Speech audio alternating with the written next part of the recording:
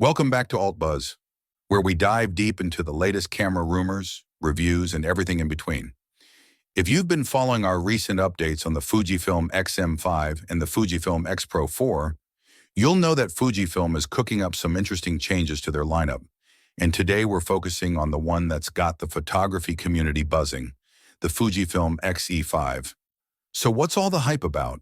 And could a simple dial change make this camera a real game changer?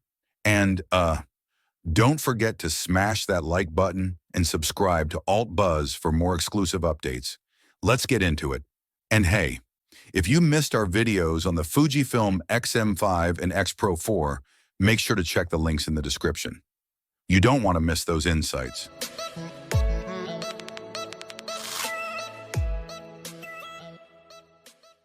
Let's start with the basics. The Fujifilm X-E series has always been a favorite for those who crave that retro rangefinder vibe, but without the hefty price tag of some of Fujifilm's higher-end models. The X-E4 was a hit for its compact size, manual controls, and image quality. But let's be real, it had its quirks. So what could the X-E5 bring to the table? There's a lot of chatter going around, but one of the hottest topics is the dial. Yup, the dial. And while that might seem like a small detail, trust me, it's got big implications. So, here's the thing. The dial we're talking about is the one you'll use most often, the one that could define the shooting experience of the X-E5. Rumors are swirling about three main options: the classic shutter speed dial, the film simulation dial like the one we're expecting on the X-M5, or the combined shutter and ISO dial that fans of the brand know and love. Now, if you saw our X-M5 rumors video, you'll remember that the film simulation dial is a bit of a controversial choice. Some love it for quick access to Fujifilm's famous film simulations, but others, not so much, especially when it comes at the cost of losing the traditional dials we're all used to. So, could this dial find its way onto the X-E5 too? Let's talk about the shutter speed dial. It's simple, intuitive, and, classic. This dial has been a staple on Fujifilm's cameras for a reason. It just makes sense. You know what your settings are without diving into menus. And if the X-E5 follows in the footsteps of its predecessors, this is the dial that could keep it rooted in that traditional Fujifilm experience that so many photographers love. But if Fujifilm wants to keep things fresh and align the X-E5 with the newer models like the X-M5, well, that's where things get interesting and potentially divisive. All right, now, the film simulation dial. This is where Fujifilm could take a bit of a risk. It's a dial that's all about creativity, giving photographers instant access to those gorgeous Fujifilm film simulations with just a flick of the wrist. On the X-M5, this dial is set to make an appearance, and it's got some fans really excited. But would it work on the X-E5? Here's the thing. The X-E series has always been about balancing style and substance.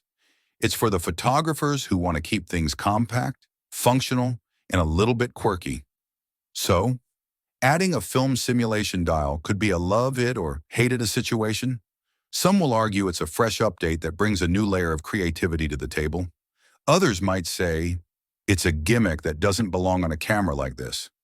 Now, if you're a Fujifilm fan, you might be secretly hoping for the combined shutter and ISO dial.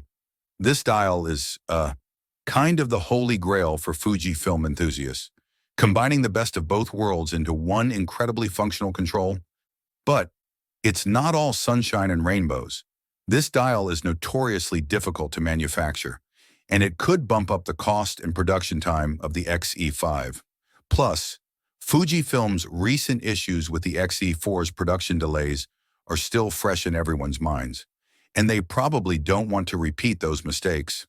Still, it's fun to imagine, right? An X-E5 with a combined dial could be a real dream come true for some photographers. But Fujifilm has to weigh the pros and cons carefully. Speaking of production, let's not forget the X-E4's less-than-stellar launch. There were delays, shortages, and honestly, a lot of frustration for those trying to get their hands on one. Fujifilm can't afford to make the same mistakes with the X-E5, so whatever dial they choose, it needs to be something that's not only appealing, but also practical in terms of manufacturing. Fujifilm's been learning from their past, and with the X-E5, the key will be striking that perfect balance between innovation and reliability. The last thing they want is another shipping disaster, especially with so many eyes on this next release. But let's be real, this isn't just about what Fujifilm wants. It's about what we, the photographers, want.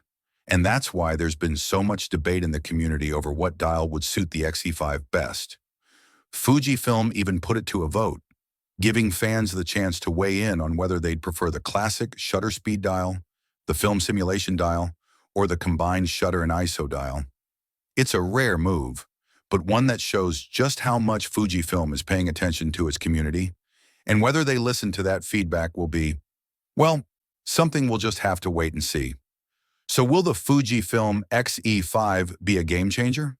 Honestly, it all comes down to that dial.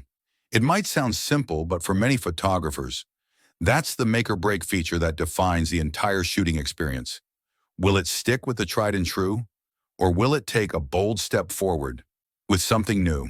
Whatever happens, one thing's for sure, Fujifilm isn't afraid to shake things up, and the X-E5 could be the perfect example of that. So keep your eyes peeled, and as always, we'll keep you updated on all the latest rumors and leaks. Don't forget to check out our videos on the Fujifilm X-M5 and X Pro 4 for even more insights. Links are in the description, and if you like this video, hit that like button, subscribe, and ring the bell for more updates on the latest in the camera world. Thanks for watching, and we'll see you in the next one.